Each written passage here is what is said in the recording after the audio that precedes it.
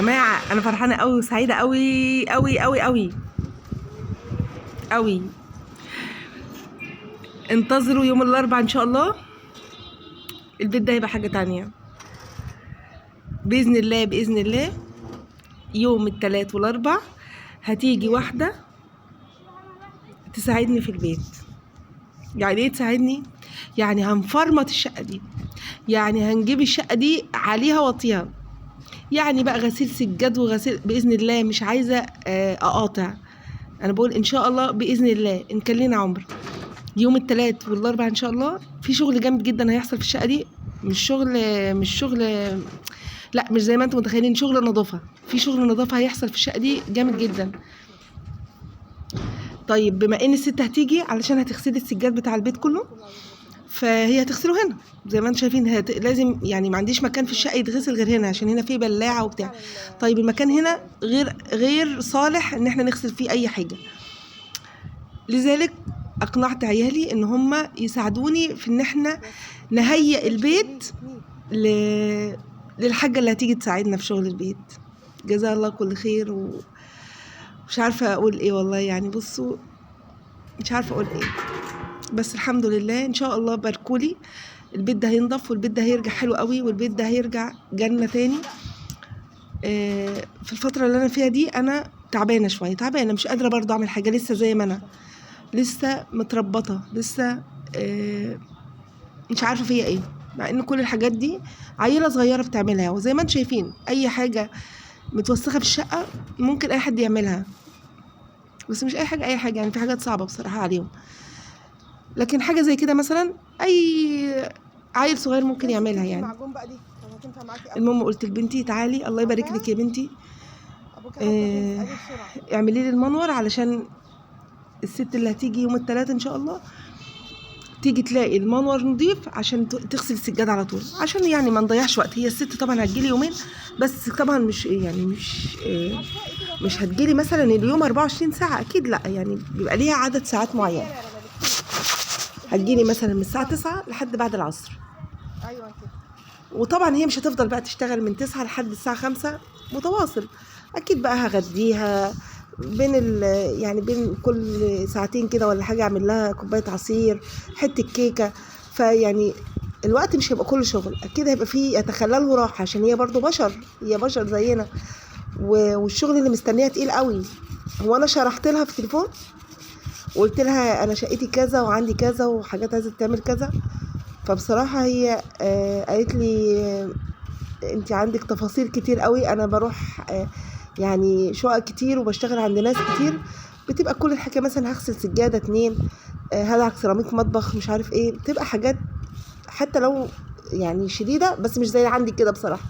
المهم لما حكت لها التفاصيل وبعت لها بعض المقتطفات مقتطفات من منظر الشقه على الواتس، قالت لي انت ازاي عايشه كده، انت ازاي عايشه في البيت بالمنظر ده، الله يعينك بجد.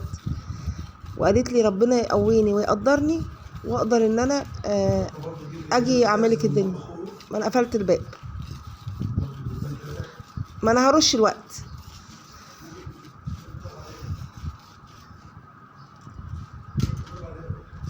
ايه قفلت المنور.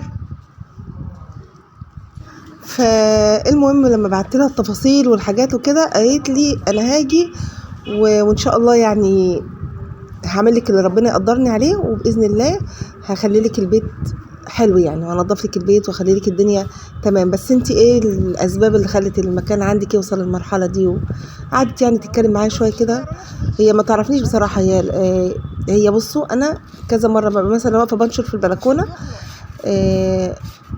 في جيران لينا بس ما يعني جيران انا ماليش علاقه بيهم، ما اعرفهمش، بس بشوف بقى ايه، بس انا عارفاهم يعني، عارفه الست جارتي دي اللي هي في العماره اللي قصادي، فانا عارفاها شكلا بس ماليش تعامل معاها يعني. هنا كل واحد في حاله، محدش يعرف حد، محدش بيكلم حد، فاهمين قصدي ازاي؟ فالمهم ايه، كنت بشوف عندها واحده بتغسل سجاد وتنشره وتنظف ومش عارف ايه، وتنشر حاجات في البلكونه. فالمهم ايه، بعت لها قلت لها الست اللي بتجيلك دي هي ممكن تيجي تعمل عندي؟ قالت لي يا عيني ده هي غلبانه وبتجري يعني على عيالها وكده ومش عارف ايه وماشي، هي مش هتقول لا يعني، مش هتعترض. فالمهم قلت لها خلاص طب ماشي اديني بس رقم تليفونها، ولو عندها واتس او ماسنجر او كده اعرف اتواصل معاها يعني. قالت لي ماشي خدي تليفون بنتها اهو، رقم بنتها يعني في الجامعه، فلان هي ست يعني بسيطه يعني،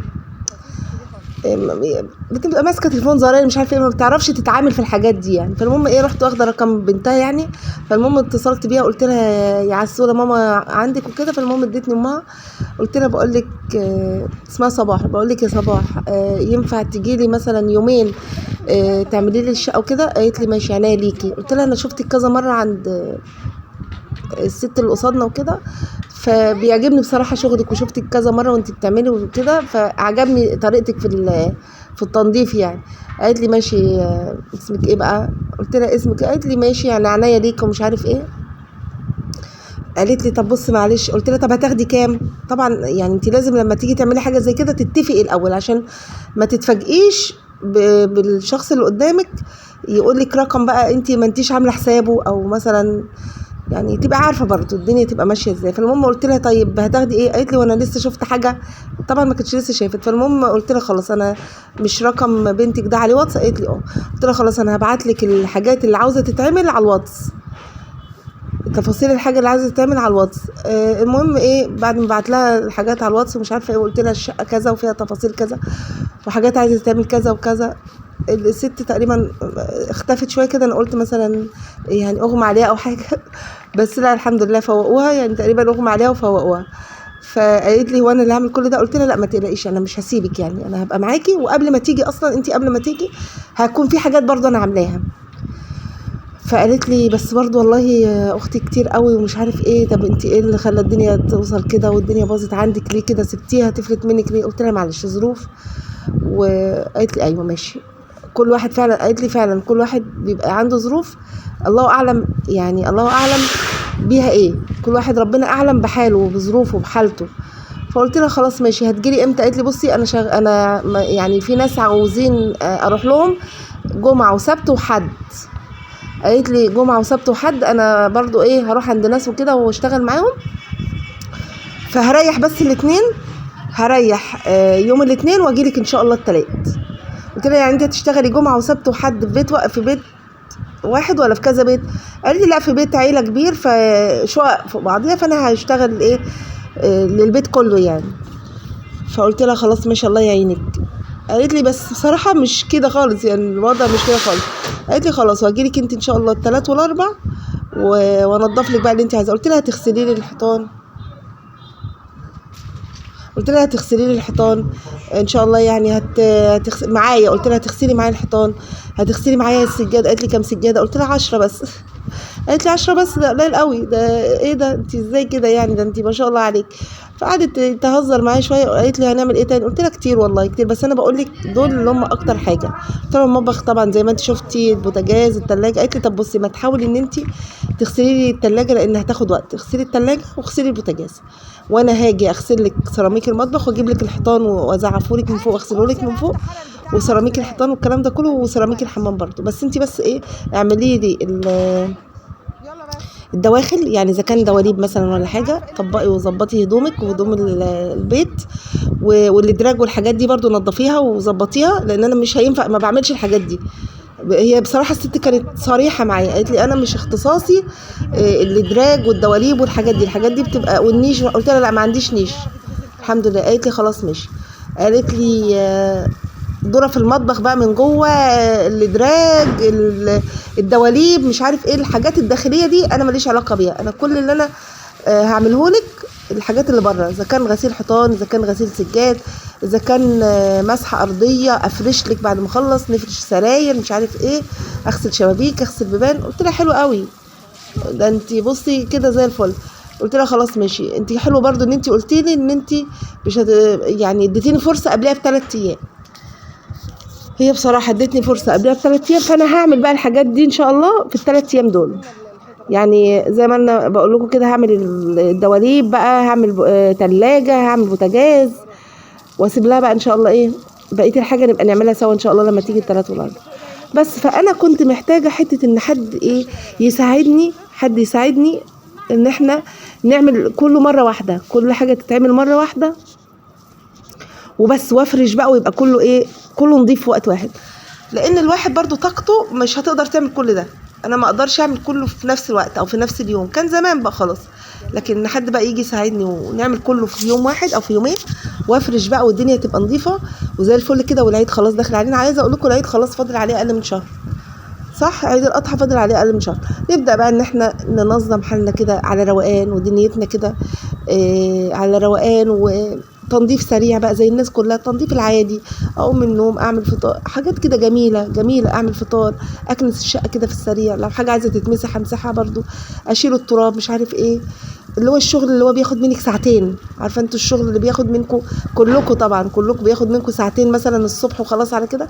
تبدا بقى ان انت تعملي فطار، تعملي غدا، وطول اليوم انت فايقه ورايقه، تمسكي المصحف، تقري القران، تقري الورد بتاعك. طبعا انت في الموال ده كله انت مش عارفه تعملي حاجه. انا بتكلم عن نفسي، يعني انت لما يكون عندك كل المواويل دي، انت ولا انت منك بتعملي حاجه، ولا انا مني بروق، ولا انا مني شايفه العبادات بتاعتي، ولا بمسك المصحف، يعني بعمل الورد بتاعي، ولا اي حاجه خالص. ليه؟ لان الدنيا عندك بايظه، نفسيتك مش مرتاحه، حياتك مش مرتاحه، الدنيا مقلوبه راسا على عقب. في ايه؟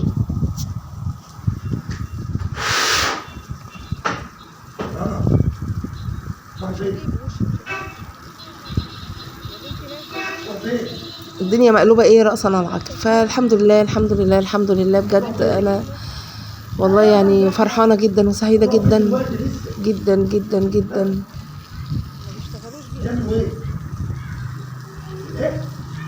لسه بدري خالص يا ملاك، قد ايه كده؟ ما تاخريش.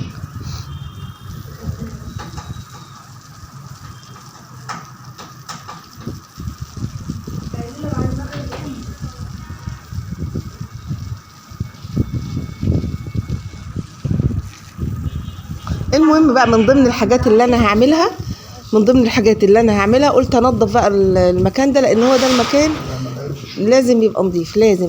لان هي بصوا الحاجات دي حاجات سهله برضه، يعتبر حاجات سهله وبسيطه، هي ملهاش دعوه بالتفاصيل دي، فزي ما انتم شايفين بقى كده. طبعا عايزه اقول لكم ده من المطر، فاكرين الدنيا عندنا عملت سيول ايه؟ يا لهوي، الدنيا عندنا عملت سيول، فالمطر بقى والطينه بتاعت المطر والكلام ده كله، فيعني لازم تشيلي كل الطينه دي عشان لما تيجي نغسل سجاده، نغسل مشايه، نغسل حاجه، تبقى الدنيا رايقه كده وحلوه. وبس كده اهو زي ما انتم شايفين، الحمد لله على كل حال. ودايما اقول لكم يا جماعه، لكل شيء نهايه، لكل شيء نهايه، يعني ولا الفرح بيستمر ولا الحزن بيستمر ولا اي حاجه مفيش حاجه بتستمر، مفيش حاجه دايمه في الدنيا دي، كل حاجه زايله، كله زايل. الحمد لله الحمد لله، انا فرحانه قوي والله العظيم يا جماعه، فرحانه، وحبيت ان انا اشارككم معايا فرحتي، وقولوا لي كده ايه رايكم في يعني في اللي انا داخله عليه ده ان شاء الله. بصوا انا مش عايزه اتكلم كتير وهفاجئكم بقى، مش هفاجئكم، انا يعتبر قلت لكم برضو ايه، قلت لكم التفاصيل، هفاجئكم ايه؟ ما بعرفش اسكت، انا ما عنديش خالص حته ان يعني اصبري يا بنتي لما يبقى يجي التلات، لا لا لا، هنفضل نغني لحد يوم التلات، لحد يوم التلات ما يجي.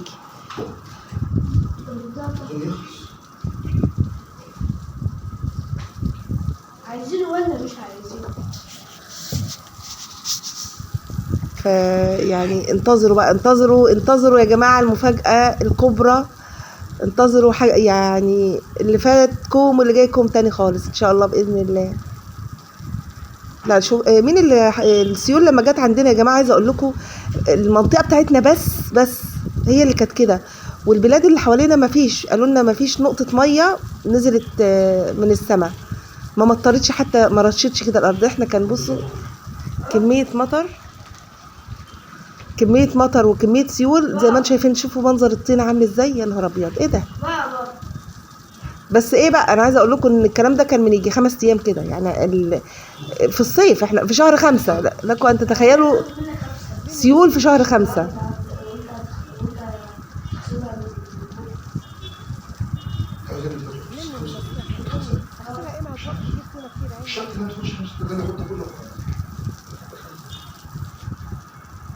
لكم ان تتخيلوا بقى ايه سيول في شهر 5، بس ان شاء الله خير. الغسالة دي بقى بايظة طبعا، هخلي زوجي يصلحها لي ان شاء الله، علشان هغسل فيها زي ما بقول لكم الغسالة بايظة، فعايزة اغسل فيها الستاير والبطاطين، الستاير والبطاطين عايزين بقى يتغسلوا كده غسلة حلوة ان شاء الله. ماما معاكي 5 مش عارفة والله، شوف كده في جيب الجاكيت. عايزه اصلح بقى الغسالة دي علشان اغسل فيها بقى الستاير التقيلة والبطاطين التقيلة، واشيلهم بقى كده ايه في الدولاب، يبقوا نضاف يعني وحلوين ان شاء الله يعني. عايزه اجهز بقى يا جماعه، نسيت اقول لكم، كويس ان انا افتكرت. عايزه اجهز بقى للست خلطات وحاجات كده تكون فعاله، يعني ايه، ما تهلكهاش وما تتعبش بقى تقعد تدعك في الحاجه لا يعني مثلا حاجات كده اجيبها من عند بتاع المنظفات، تكونوا انتوا عارفينها يعني مجربينها، تنظف بقى الحيطان بسهوله، تنظف الدهون اللي في المطبخ بسهوله، السيراميك مش عارف ايه، البيبان عندي صفرة خالص، البيبان والشبابيك يعني مش حلوين خالص، اصفروا كده من كتر البويه بتاعتهم اصفرت كده، مش عارفه من ايه بصراحه، الزمن بقى ولا ايه معرفش. المهم يعني عايزه حاجات كده تبقى فعاله كده وتنظف الحاجه كده وتخليها قشطه وفله. اكتبوا لي كده في الكومنتات وقولوا لي اجيب ايه، او مثلا لو هعمل خلطات. ما فيش الا 5، هاخدها اللي بتاع بكره. تمام، اعمل ايه يعني؟ ماشي حط كله في الحصاله. ماشي. ما تصرفش حاجه. ده تعب. بتاع بكره يا احمد هقول لك، حط ال10 دي في الحصاله، وبكره خد ال5 معاك الامتحان. خلص الكلام، ما تروحش من غير مصروف، ما تروحش من غير مصروف. بس انت هتجيب سندوتشات. حط طب بس دي في الحصاله، اسمع مني، ليه؟ وهديك ال5 وانت رايح الصبح. لا. ايه اللي لا؟ ايوه. خلاص، ما مش هديك انا مصروف الوقت، انا هدولك بكره. حط بقى الفلوس كلها في الحصاله، بس انا عايز اصرف 5 ما تصرفش وانت لسه صارف. العب بيه. مفيش شغال. انا كنت هحط لا ال10. لسه مستنيه اجمع بس شويه فواتح كده. كنت هحط ال10. هما العبايتين وسخين؟ العبايتين عايزين يتغسلوا؟ لا مفيش الا واحده في الغساله، ماشي.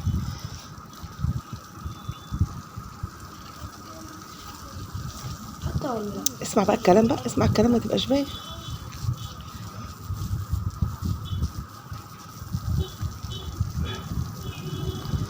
واعمل صينيه كيكه تانية، بس بالشوكولاته بقى ولا ايه؟ ماما ما تاخد. هتصرفها الوقت ايه؟ والله عايزين احط عشان يجي في الحصاله، واخد 5 العب بيها انا وادم بالله. ماشي. يعني انت يا سبحان الله تصرف الفلوس في اللعب وما تجيبش حاجه حلوه.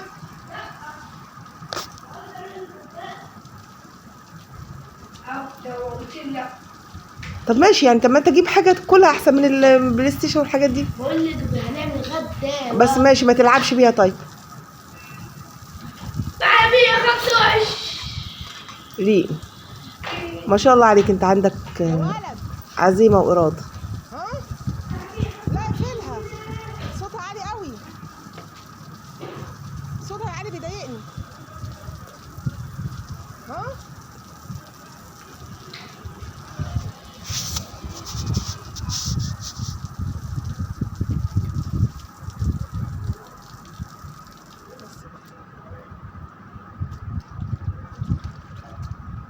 يا ولد، طيب حاضر، تمام قوي كده.